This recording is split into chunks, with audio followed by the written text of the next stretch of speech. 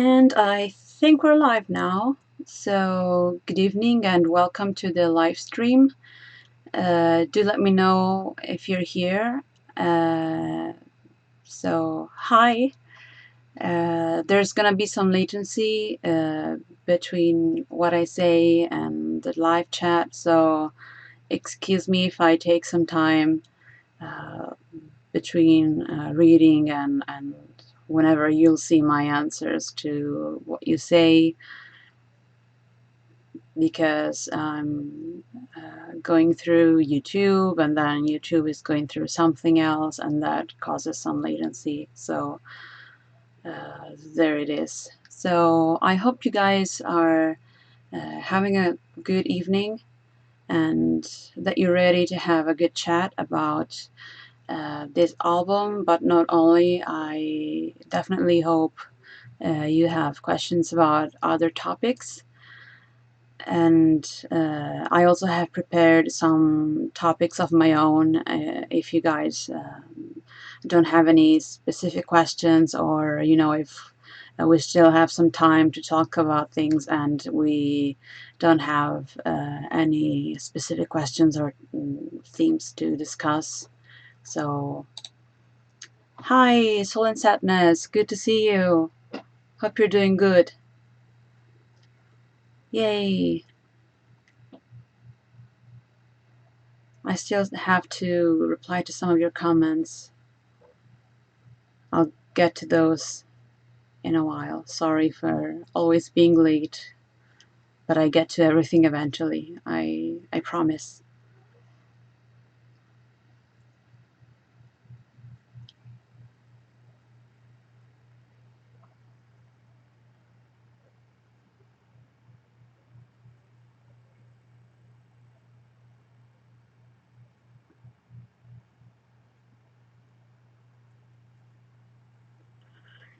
And yeah, so if you guys have any questions, you can just go ahead and start writing them.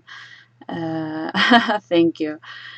Uh, or I can start with something, and then you can chime in with anything that comes up as I talk about the album and stuff, and I can just stop for a while and discuss your question and then go back to the topic that I was talking about. So do let me know what you guys want to do, and I'll be happy to follow. So we're here to just have a good time and chill and hang out. So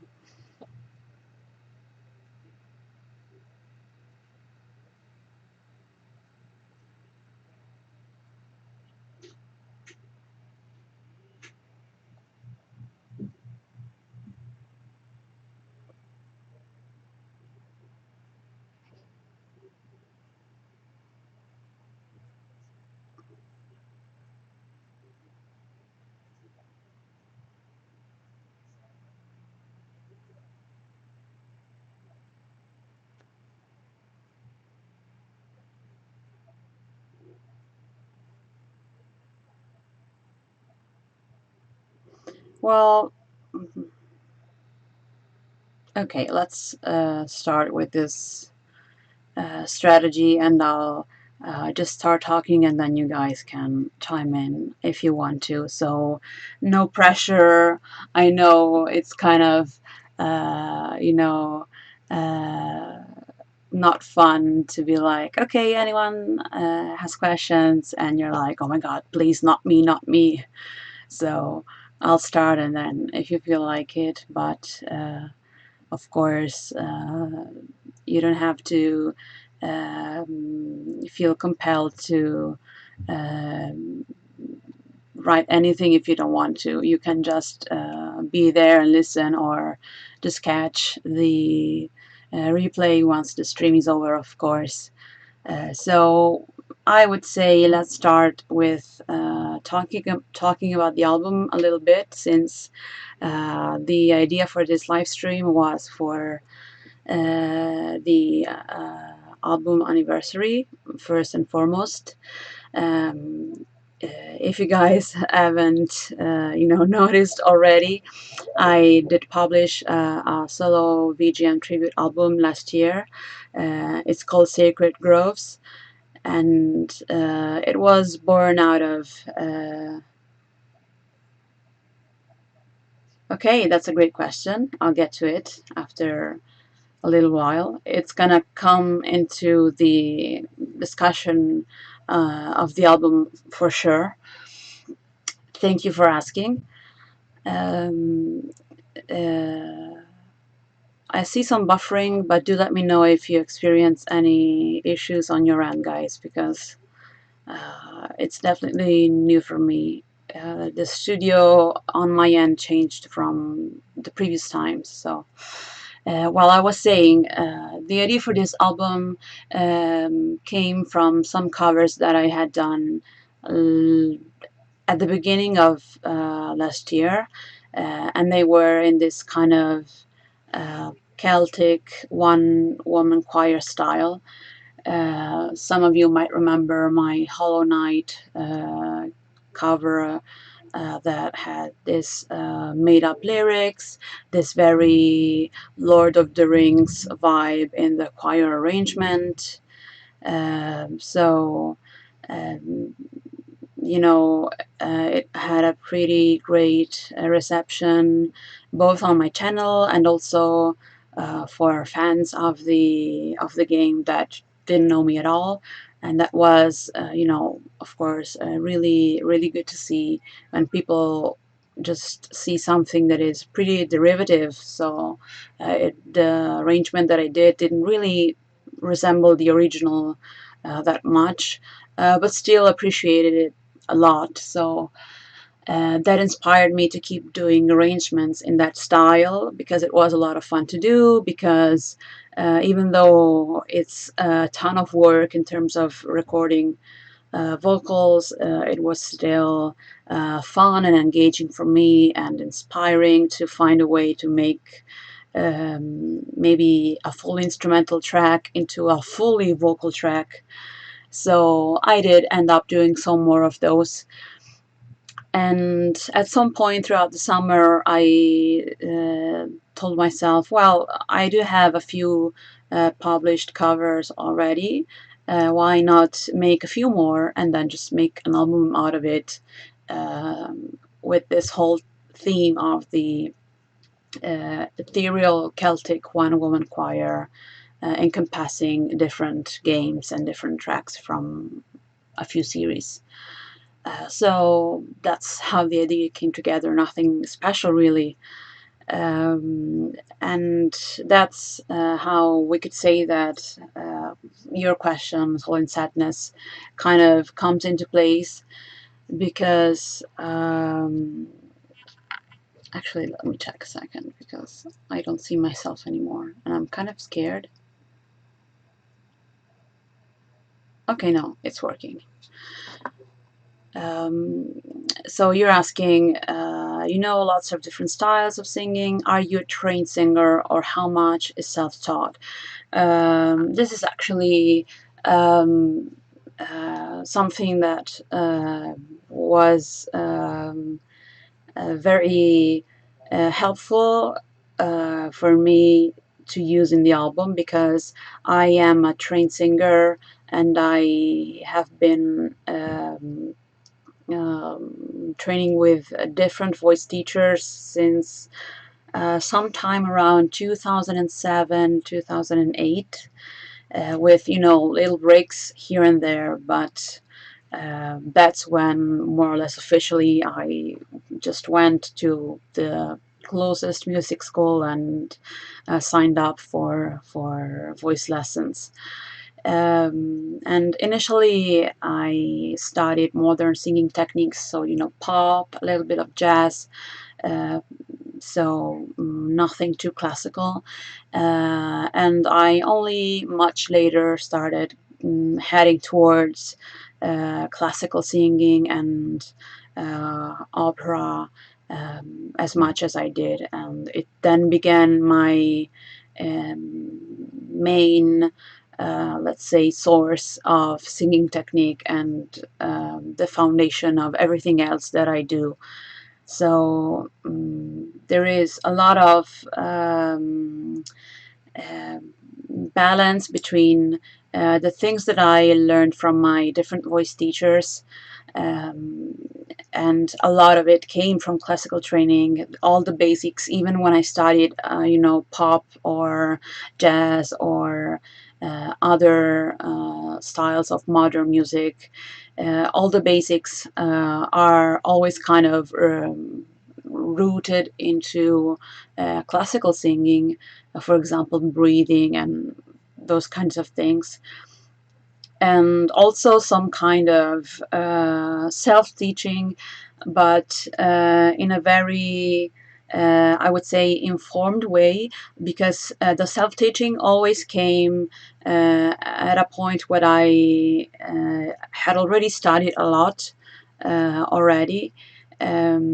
So I wasn't really self-taught, without anything to refer myself to. I was, it was a kind of self-teaching that was already at an advanced stage. So I would call it more, some kind of research rather than self-teaching. For example, I didn't go to a voice teacher who was specifically um, working on growls and other types of heavy singing like that. But with my own experience studying certain techniques like reading support and how to sing safely, and my self-teaching and my research in growls, I managed to kind of learn fairly safely and practice growls up to a point where I went from some kind of very breathy, weak voice to the things that I can do now that are much more satisfying. I mean, it's not perfect by any means, but it's definitely much better than what I could do a few months earlier. And it's much it hasn't impacted my vocal health in any way, so I know that I've been doing things right. Yeah, it's definitely hard. Um, so it's always important to do it once you've already had a good run of the foundations of singing in general. I think in that sense, it's very important to study classical singing. I'm a bit biased in that way, but it's because it's helped me so much to then kind of do these successful experiments with other styles. It's because what you learn from classical singing is so powerful in the way it helps you support everything else that you want to try and do, and it gives you such a great control over everything in your body and your mind that comes into play when you're singing. That once you have a good understanding of those things through classical training, you can branch out to other things like growling, uh, and you'll know that it's much more difficult to make a mistake. But yeah, it's always important to not go into it with um, thinking that, how can I say, uh, I mean, you need to have a great attitude to do growls, uh, but you also have to be very careful and controlled in the same way. You have to find a great balance between those two mindsets. So that's why some previous experience is very important. So I would say, yeah, that's definitely it. So yeah, and that kind of research united with my own experience with singing practice and my own studies was also super helpful to learn a lot of different folk singing techniques, because some of the little runs you do in folk singing, and some of the powerful folk singing as well, the kind of control, once again, that you need to do those. Um, I would say it's very similar to what you do when you sing something operatic that has a lot of agility, like a coloratura piece or something like that. So at least that's how I put it in those terms for myself to make it easier for me to understand, if that makes any sense. So it was definitely helpful for me personally. So I think it's always useful to have a bit of both experiences, but to always start from good training, because it's always gonna come to your aid whenever you need. So yeah. I cannot see my playback anymore, but I'm happily waiting for your questions if there are any more. Let's see if I can. It's kind of hilarious because I'm told that I have excellent connection, and at the same time, my own playback is buffering.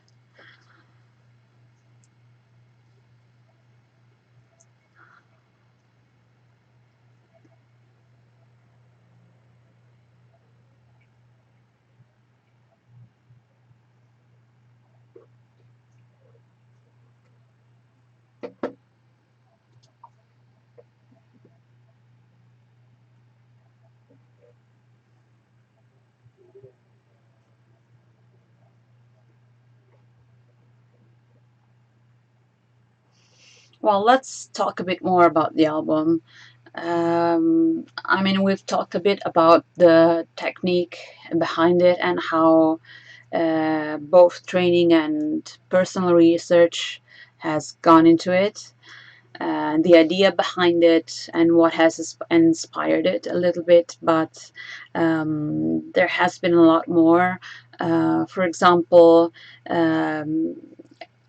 all of the lyrics in the album are written in this um, uh, made up language that I've jokingly called Psamathes. We even did a poll on Twitter back in the day. It was, kind of hilarious. There were other options. I don't even remember them anymore, but it's just kind of a funny way to refer to it instead of writing made up language every single time. So that's how I tend to call it now that it's a bit more established in my style.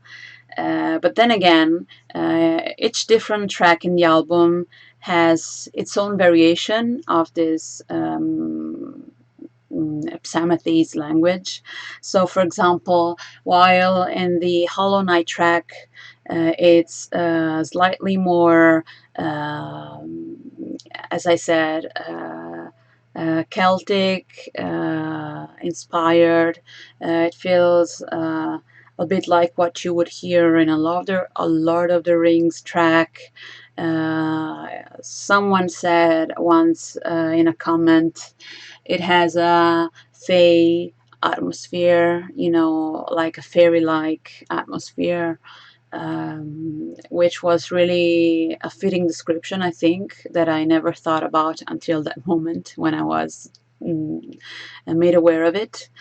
But for example, when I worked on my Witcher 3 cover, I implemented influences from other languages. Now, the thing is that this language doesn't have a translation. What I want to do with this language is to bring sounds um, that convey particular feelings, and the people who listen to it will make their own conclusion on what those sounds convey to them. So they don't have to feel attached to a meaning or a translation or a specific message that I intend to send. They have to let the sounds of the words, the vowels, the consonants, the syllables carry something to them, and it's up to them to interpret it. So, kind of like with instrumental music, you might hear a song with no words, and it might inspire a feeling within you, and then someone else might hear the same song and they will feel something maybe quite different. So that's kind of the same principle that I have with my with this language. So as I was saying, for example, in the Witcher 3 cover that I included in the album, since the universe of the Witcher 3 is based a lot in Slavic history and mythology and culture in general, I did try to implement sounds that I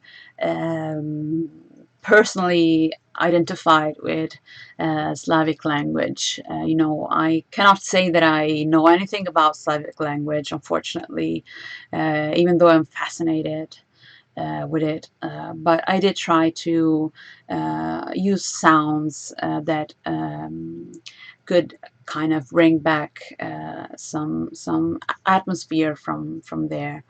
Another thing that I did was on the other side for the Octopath Traveler track, since the songs with lyrics in the original soundtrack for that game, which is amazing. I mean, we could talk for like hours and hours even just about that alone, but it has its own made-up language, and I mean, personally it sounds a bit like Latin. So I did try to use some Latin inspired sounds and syllables to kind of resemble that and bring some kind of familiar feeling to the people who listen to the song, since once again it's a very different arrangement from the original. The original has no vocals at all, and I made it all vocals. I even adapted melodies that were like buried deep in the music, took them out like in the bass line and put them in the main vocal line and stuff like that. So I definitely made an effort on that track. It was one of the most difficult to arrange for sure. Um, let's think about maybe another track that has some particular language. And of course, if you have questions, feel free to chime in. If you're just tuning in right now, we're talking about the made-up language of my album, but you can also talk about the made-up language of any other track that I've done, or ask about languages and music in general. Maybe that can make for an interesting question. I mean, lately there's a pretty great rise in using both a lot of foreign languages and made-up languages in video game music, And I have to say I'm really happy about that, because I mean, there's so much more to discover beyond just having English lyrics.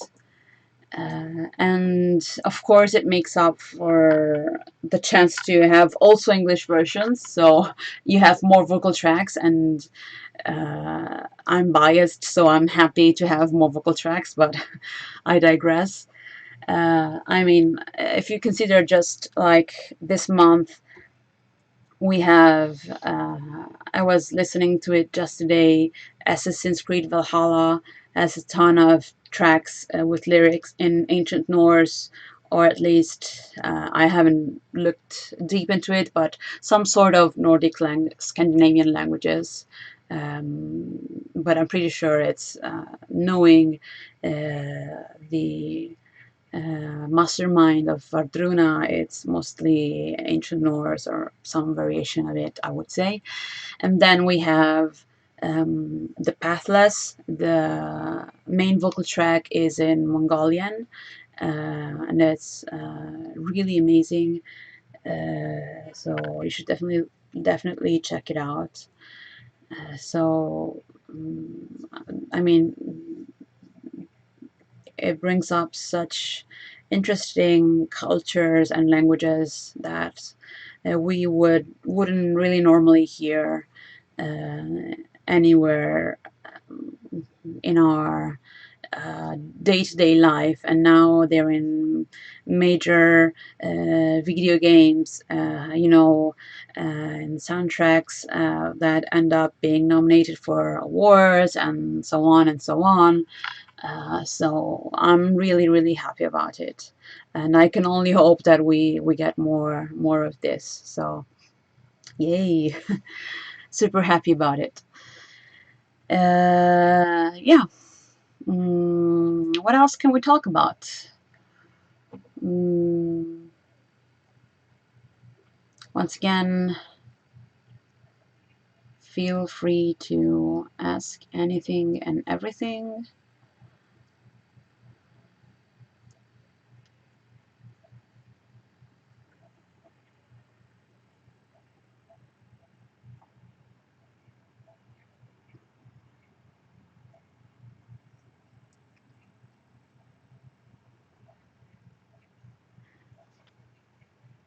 Hey, Sprinkle Raptor.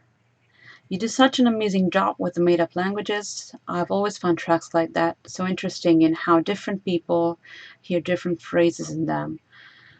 Oh, first of all, thank you so much. I really appreciate that. And yeah, that's why also I never post the lyrics. I mean, I write them out for myself for reference, of course, but I never post them publicly, because I do want people to hear different things if that's what happens to them. So it's very interesting to me, um, both on the linguistic side of things and on the musical side of things. Even just maybe hearing a slightly different word uh, can bring up a different emotion when you're listening. So to me, that's very interesting. I always feel a little bit mean when people ask me where are the lyrics, and what language are you singing in, and then I tell them that I don't post them because blah blah blah, and I explain this whole concept to them, because I feel like I don't want to give the lyrics to them, but the truth is that as you said, uh, I do want them to kind of make that extra step and uh, hear something like with their own ears. I don't want to be the one guiding them to the message. I want them to see their own message, to hear their own message. So, hey Victor, what's up? I'm doing great. How are you? Thanks for tuning in. So happy to see you. It's been a while.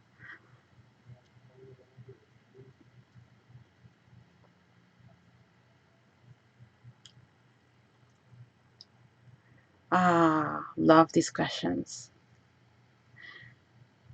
Okay, let's start with Soul and Sadness. How do you feel when you hear a song in a language you don't understand? Okay, that's a very interesting question because, as you might notice, I'm not a native English speaker. I'm Italian, so I kind of grew up with that uh, since I was a kid, and most of the music that was thrown at us in Italy, besides Italian music, was music in English, and for us, it definitely takes quite a few years before we're ready to understand the lyrics, or even just I mean, at my uh, in my time, we didn't even have smartphones or Google to just go song title, song artist, lyrics, enter, and then you would instantly have the lyrics and the translation. So it was a difficult time because you would listen to a song, it was great, but you didn't have the means to find the lyrics. So this is a feeling that we all felt very often. You would hear a song often in English. You would just hear blabbering most of the time because you didn't know the words, so you couldn't even make them out in the song, except maybe some very obvious ones. Um, so what we felt like was I mean, at least personally, it was still a great interest in the song, and mm, uh, how can I say, uh, it would end up in a way that I ask especially because I like Finnish music and I have no idea what they sing. Yeah, that's kind of a similar feeling. In my case, I would say the expression of the singer and the music together with that would kind of make up for my lack of understanding. So if the lyrics were couldn't say anything useful to me. I just had to cling to those two other elements and kind of, okay, is the singer being happy? Do they feel angry? Do they feel emotional? Do they feel sad? And then also try to feel that in the music as well, in the instruments, in the solo of the guitar or whatever, and try to get my meaning of the song that way. And then who knows, maybe I would eventually get the translation of the song, and it was the complete opposite of what I had made up in my mind. But that is also the job of a good performer, of a good singer, and a good band or instrumentalist. No matter what instruments they're playing uh, in the song, I would say even of the arranger themselves, to make sure that you can get the meaning of the if their plan is to um, convey that feeling, is to make sure that they are conveying it uh, properly. Hey Ro, stopping by to say congrats. Thank you so much for passing by, and I'm so glad for your support as always. Thank you. It was an awesome release. It was indeed. I mean, I never thought I would have a solo album or a first anniversary for it, so I thought it would be nice to celebrate some way this personal, incredible personal achievement. Thank you so much. So yeah, that's it. I would say it's very important that that everyone is aware of what they're trying to say and does the best they can to say it as clear as possible. So the other question that we had was from Victor. What song on the album is most to you, if that makes sense? Which one does the best job of your musical identity? That's a very difficult question because, well, in a way, I really do love all of them. Hmm. I probably would say that, well, the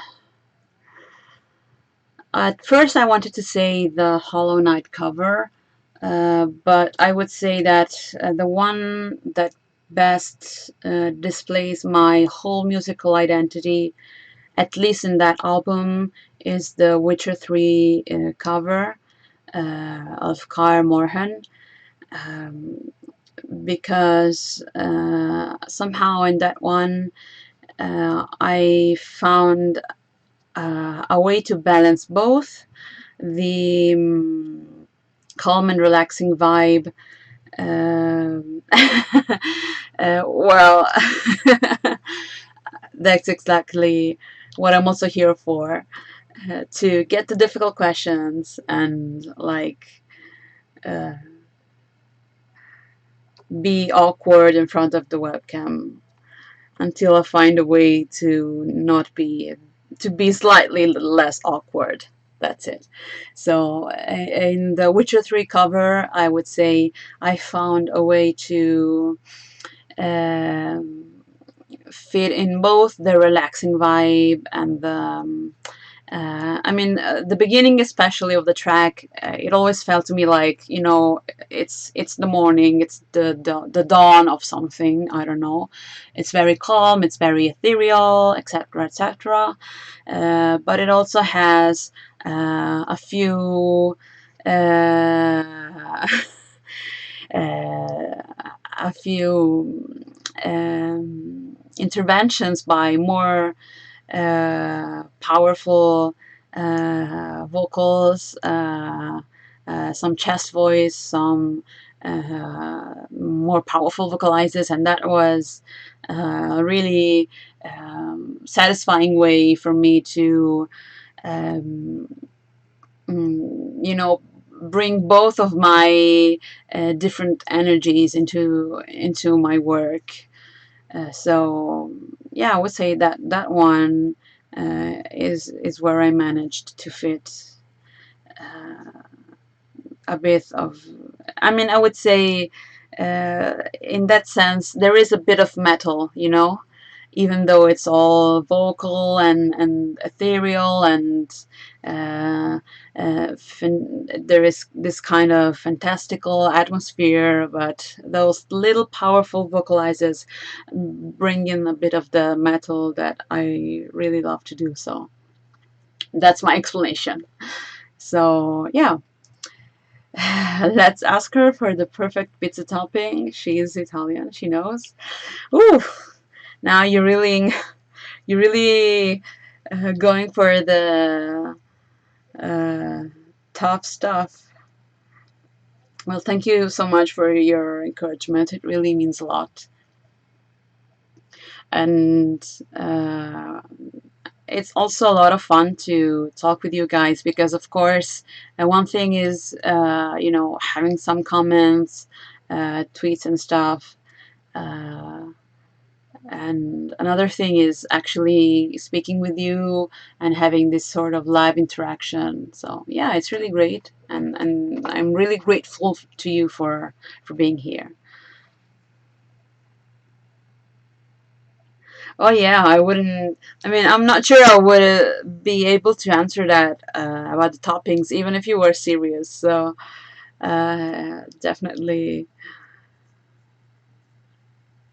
I'm so glad you made it. You made that clear. I was already like, oh my god, like that GIF or GIF of that guy going.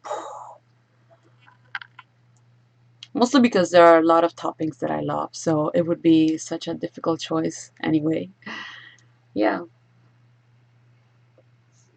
And speaking of Finnish, I'm not sure if it's been posted anywhere, but the lyrics we're uh, doing for the original game I'm singing on, Key Locker. It's also a made-up language. It's meant to be Saturnian because the game is set on uh, Saturn, I guess. I'm not sure of the pronunciation in English, but on a foreign planet, and the language is made up and meant to be the language of that foreign planet.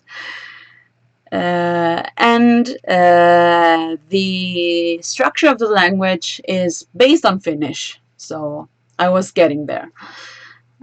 So yeah, that's interesting.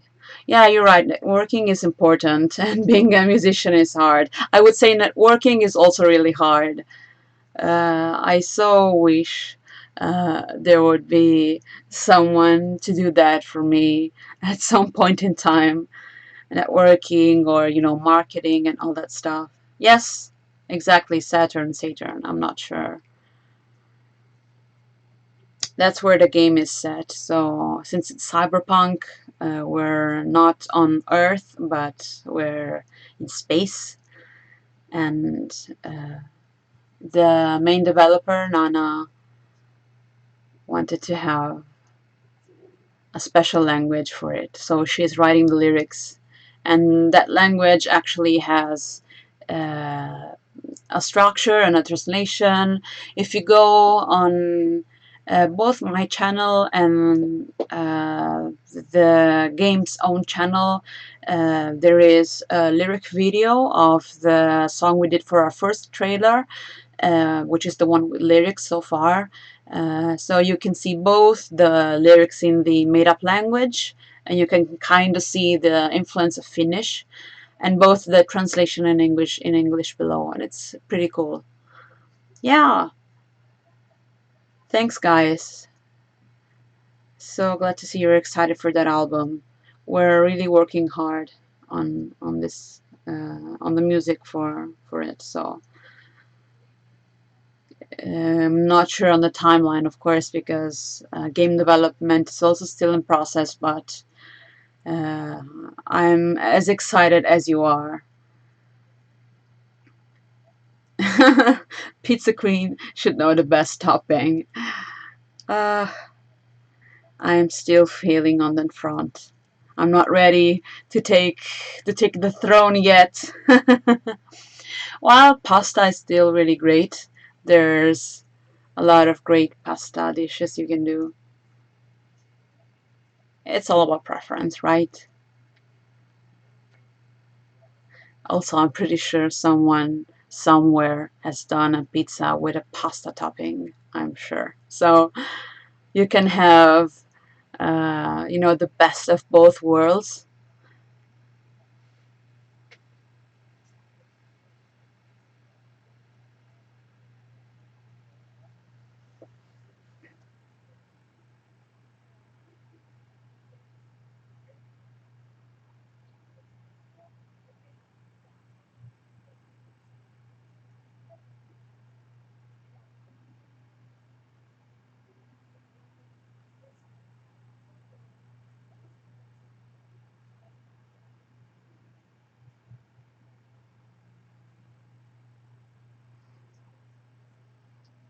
Okay. So, well, if there aren't any immediate questions for now, let's maybe That sounds like something I wouldn't want to combine. Well, I think that's just a lot of carbs, you know?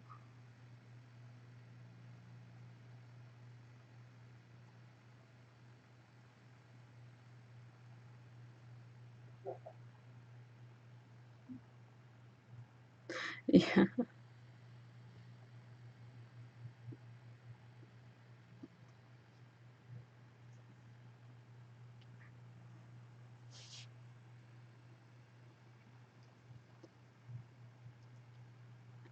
Okay, I'm ready. Go for it, Victor.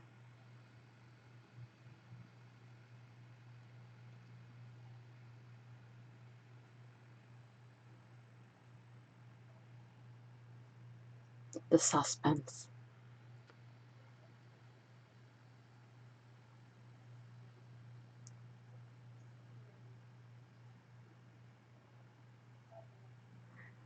Ooh, another great one. Thank you. What's the biggest challenge when doing the big one-woman choir arrangements? Hmm. Okay. I would say I'm gonna do this in uh,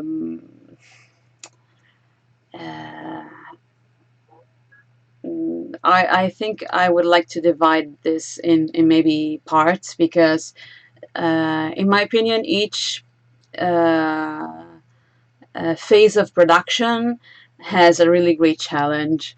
So for example, when I'm choosing a song, it's a great challenge to choose something that can be arranged into a big one woman choir. So let me think. Well, just thinking about my album, the track from Celeste, that's originally, electronica. It doesn't really have anything to do with vocals, but I had to turn it into a one woman choir. So the big challenge was actually sitting with my mind for a while and thinking, how do I make it work as a vocal track with no instruments and actually make people listen to it and enjoy it for however long it is. I don't know, it's also pretty long. So and it has some repetitive sections, so you also have to think how to spice them up and stuff like that. Then there are some woman choir arrangements where the sheer size of them is just the big challenge. For example, my Baba Yetu cover that I did from Christopher Tin recently. In that case, I was working with the official score, so all the music was already available to me on the go. But consider that I was recording 4 times. For example, I was uh, recording 4 times um, the soprano, 4 times the mezzo soprano, 4 times the alto, 4 times the tenor, and then I added also a couple of baritone here and there, however low my range would go. Of course, I'm not a baritone, but that's just how I call them for my own um, um, understanding. It's just easier to list them up in terms of range, but it doesn't mean that I'm either of those voices. It's for reference. So, recording 4 parts. Yeah, sorry, I kind of was going it already. How many tracks I do. But I would say in that case, I needed a big choir, so I was quad tracking every part. If, for example, you have an instrumental track and you want to add the choir, hey Sasha, thank you so much. I still have to. Oh, I think I maybe reply to your comment. Thank you so much for your comment. I really it was really cool to see it on Dirt for the Planet. You were really kind. See you. Bye bye. Yay. I hope I caught it in time. I was really caught up with the discussion. So nice to see people pass by. So yeah, as I was saying, it depends if you're, for example, doing at least this is my own process. So it's always up to your own preference and experimentation. Um, yeah, if you're, for example, doing an instrumental track and you just want to fill in, yay, I'm glad you saw it. Thank you. You need to fill in a minimal part of the mix with the choir. It might not be necessary to do four recordings for each part, but maybe even only two sopranos, two mezzos, two tenors might be enough to give the impression of the big choir, and then it's up to how you mix them. I mean, take for example, this is something that I've looked at. Bands like Epica, they use a lot of choir as a band element.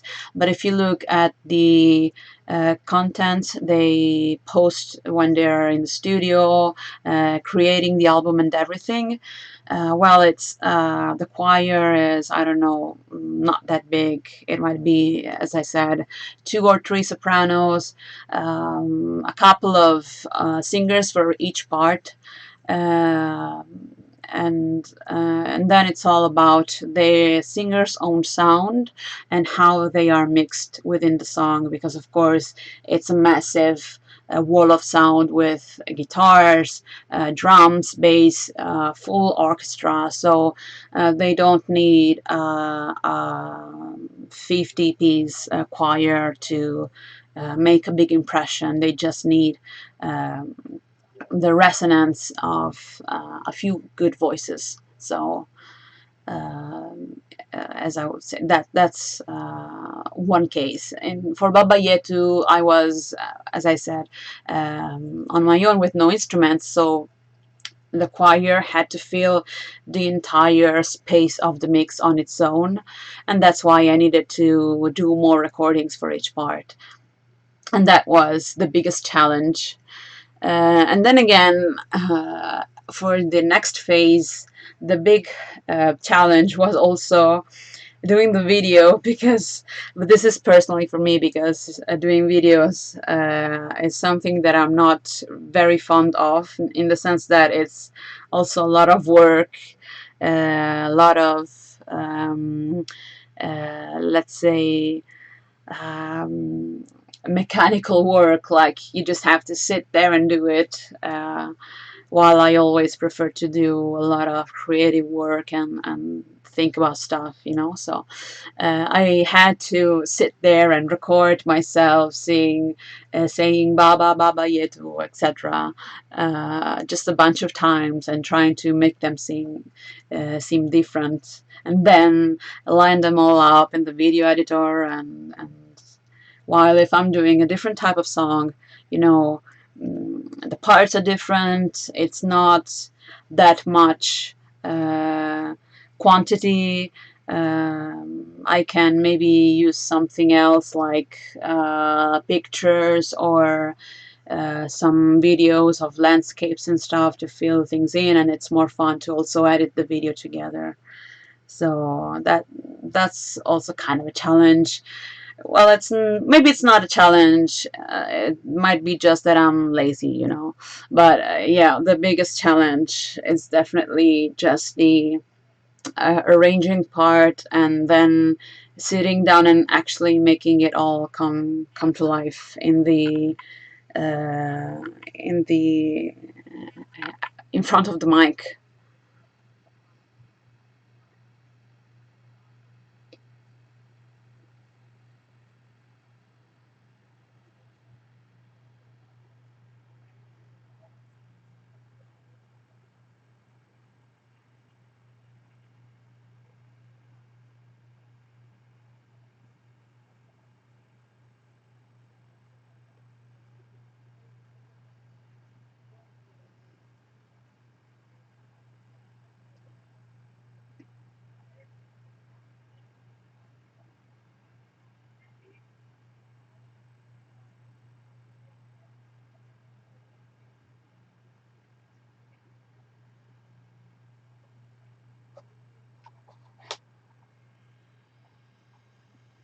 I think I didn't miss anything, okay?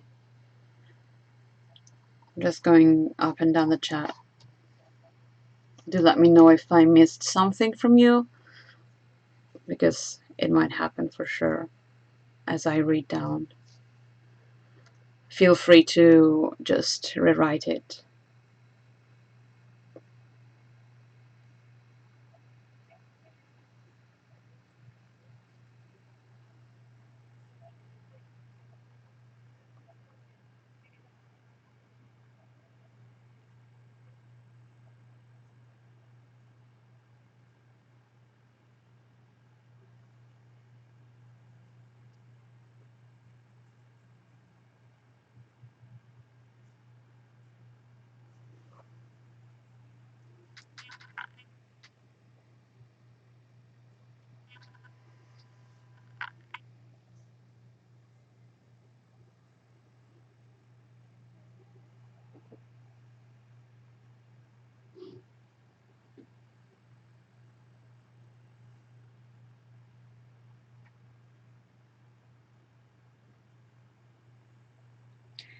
Hey Balmung. Oh yeah, I actually saw your comment. I just didn't get around to replying yet. The first four dot hack games and the dot hack. I actually, okay. I know what you're talking about.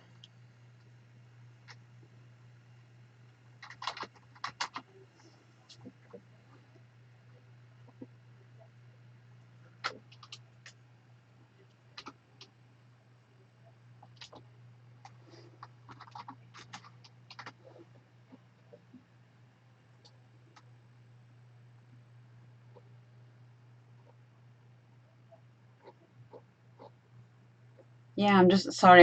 I was just quickly looking at it. Soundtrack album. Just looking at the soundtrack if there's any familiar names. Infection, mutation, outbreak, quarantine.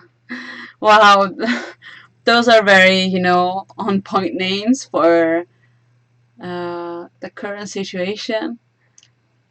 Yeah, I know I've never played it, but I know the franchise. I really need to check it out. I do have some.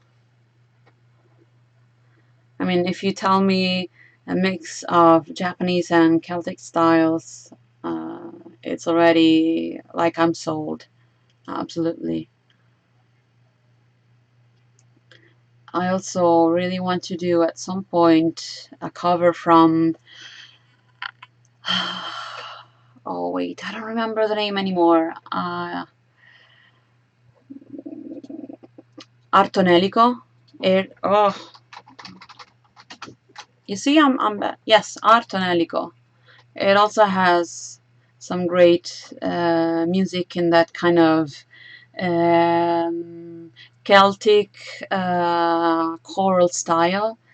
Some friends of mine showed me a couple of tracks, and that was just like absolutely mesmerized. So I'll, I will check them out. Thank you for telling me, and sorry for not replying. I was late, as I said before. I do have some comments to catch up to. I also have another recommendation from another comment that I received the other day from a Persona track. And I definitely need to do more Persona covers as well. So this was kind of a month where I said, well, my schedule is kind of calm right now, and now my list is just full of stuff once again. So, but I'm happy because if you guys give me, songs that you would like to hear, I'm twice as happy to do them. Because I have fun doing them, and then I know that you will have fun listening to them. So it's a win-win.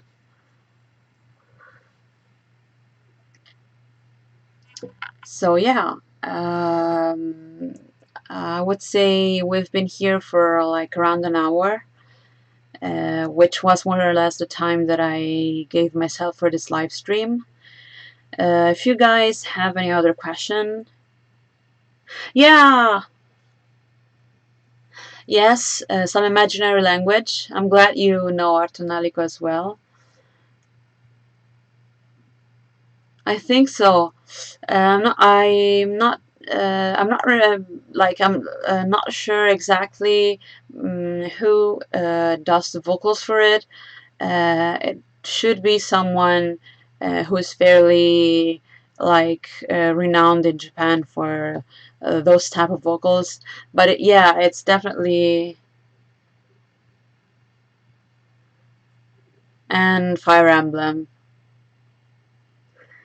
Okay, I'm just writing them down.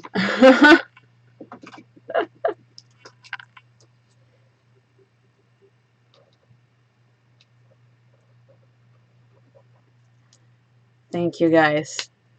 So happy about all this recommendation.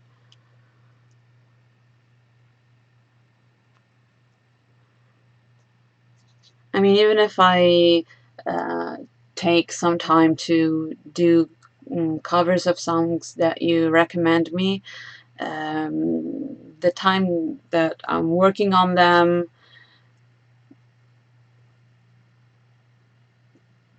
is also helpful for me to study them and then, enrich my own skills as well.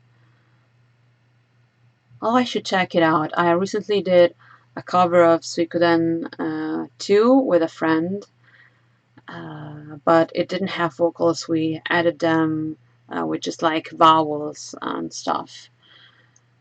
Um, yeah, it's a shame, when you have a song that is like really short because it's meant to go in a loop, maybe for an intro or a menu.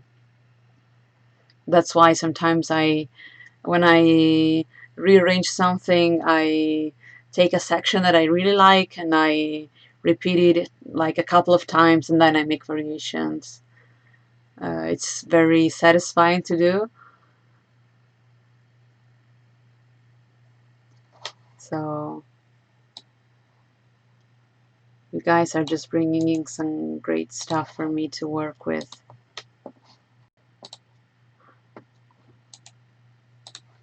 And there we go.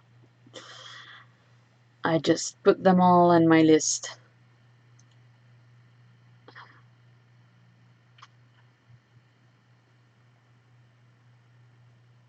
Oh, really? The the Pixel Mixer album, that one was a great album. And Gamer of the Winds is, wow, such a great arranger and player and performer. And I mean, when he contacted me about the collaboration we did, he was like, okay, I want to do this song, but it's just a melody, so here's the whole song that I built around it. And this was this awesome thing that you have heard, like a full song, yeah. And in the meantime, he also said, okay, well, I'm also like learning this new instrument. I don't remember for sure which instrument it was, but like he's constantly learning something new. So it's just amazing to see his progress and um, there's gonna be one point that I'll be just asking him, is there an instrument that you just don't know yet? And it's gonna be uh, easier to ask him which instrument he doesn't know than how many he does know. Yeah, it must be the Pixel Mixers one. It's usually like a lot of discs.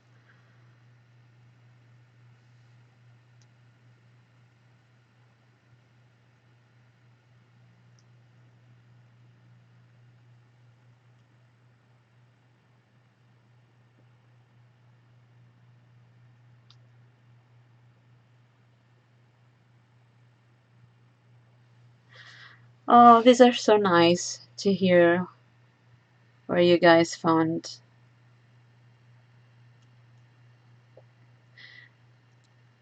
Yeah, I remember I did original lyrics.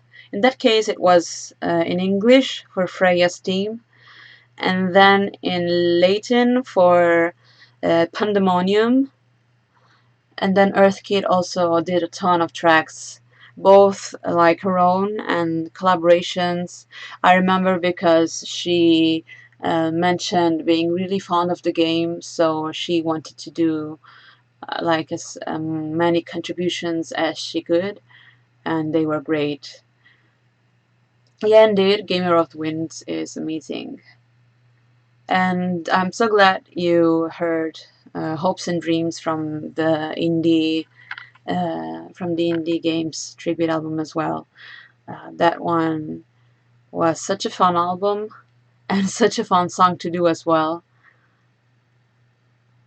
I never thought that that song could work with that arrangement, but somehow it did, and it had a really good reception. So it's so nice to see more and more people over time find it either on the Pixel Mixers album or OC Remix, because eventually we also posted it there. I mean, we submitted it and they accepted it and posted it on their own channel. So some people also told us that they like found the message of the song really uplifting and it made them like feel better. So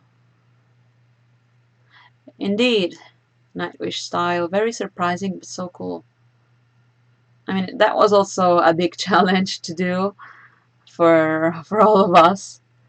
It was very difficult to sing, like uh, definitely put my breathing to the test because the words were so fast. But I'm so happy that we made it.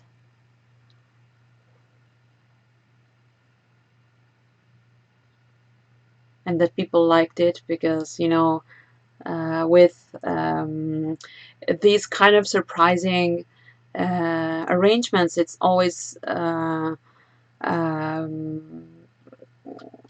kind of you never know what's gonna happen. Especially on such a big fandom like Undertale. Uh, at the time, I really didn't think about it, but like in hindsight, um, sometimes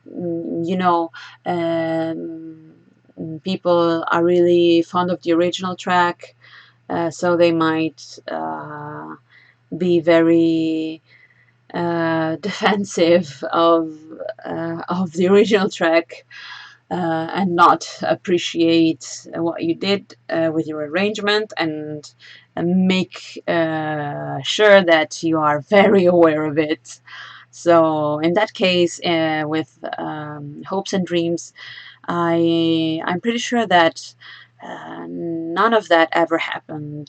I mean, even if you look at the likes and dislikes ratio, it's absolutely okay. So it's such a great thing. Yeah, good vibes in general. So absolutely happy about it and uh, absolutely grateful to. Uh, uh, I'm not sure how it's pronounced, if it's Dorito or Yorito. I never thought about it, but he's the arranger of the track who came up with the whole idea and then asked me to sing on it. So it's actually in that case, it's thanks to him that we got Hopes and Dreams Nightwish style.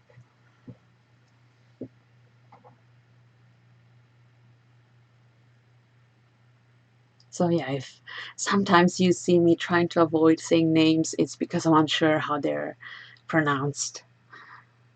So in doubt, I'll just say all of the versions.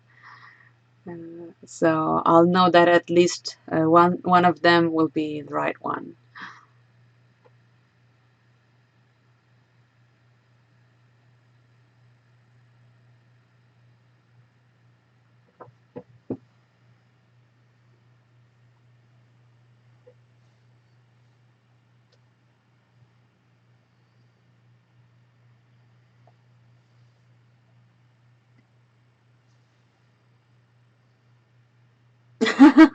How do you say Psamathes?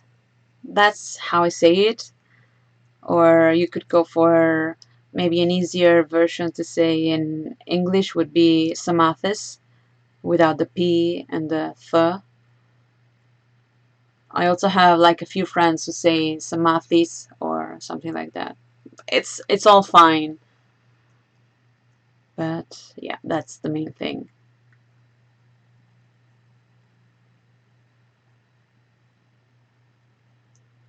I go for Latin, like I just pronounce the T without the H because it's how I'm used to from Italian. We don't pronounce the th sound, but only the T sound.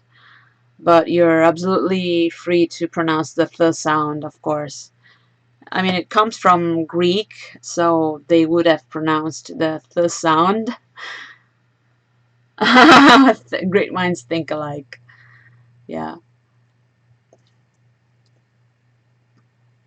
Well, I had this professor in high school, and she used to say, well, you can either use the Greek pronunciation or the Latin pronunciation, and she kind of used it in a way to that like to mean either way is fine. So uh, I'm very democratic about it. Uh, you can go for the Greek version with a th or the Latin version with a t, and I'm happy anyway.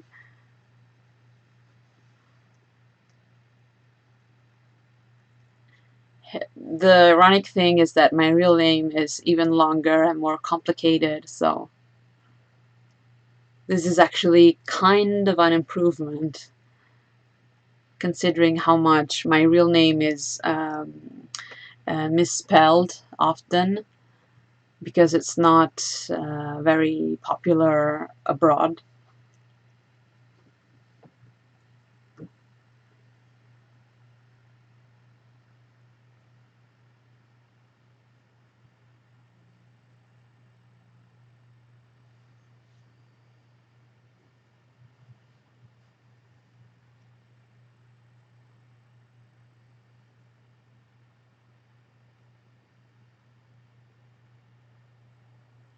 Yes, I am. I'm Italian.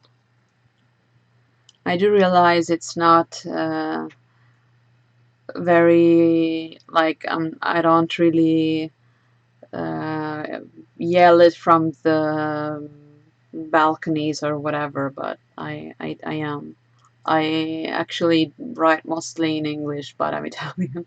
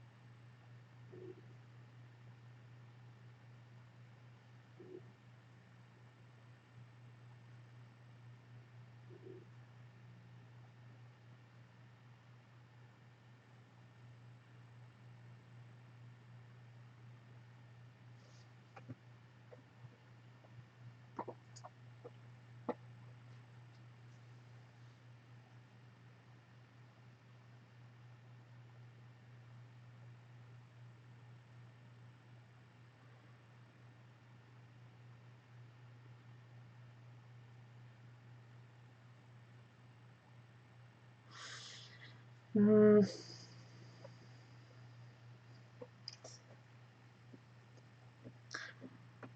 how do you mean different? I mean, Spanish exposure.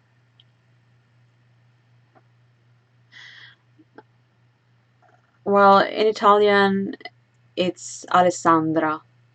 I'm not sure.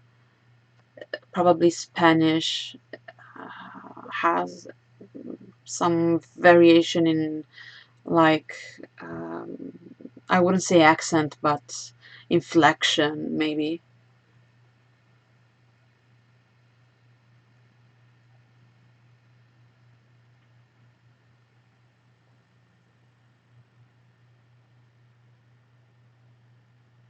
Also, thanks for not misspelling my name, since I said that it's always misspelled. Yeah, the R is the difference. We maybe generally have uh, slightly more quiet R sound.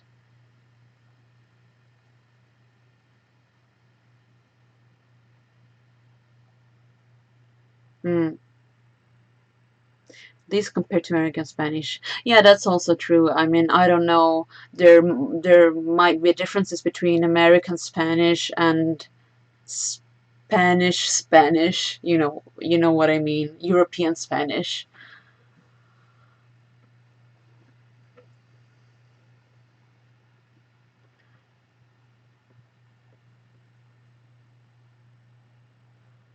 But yeah, it's curious.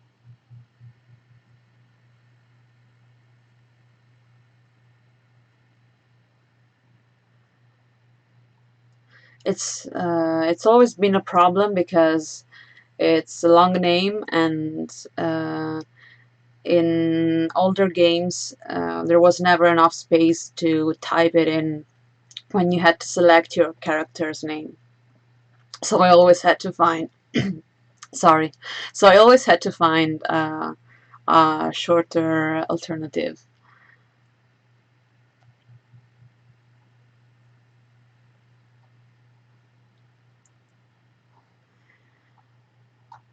So, well, it's been way well over an hour. If you guys are okay with it, I would um, announce the giveaway winner,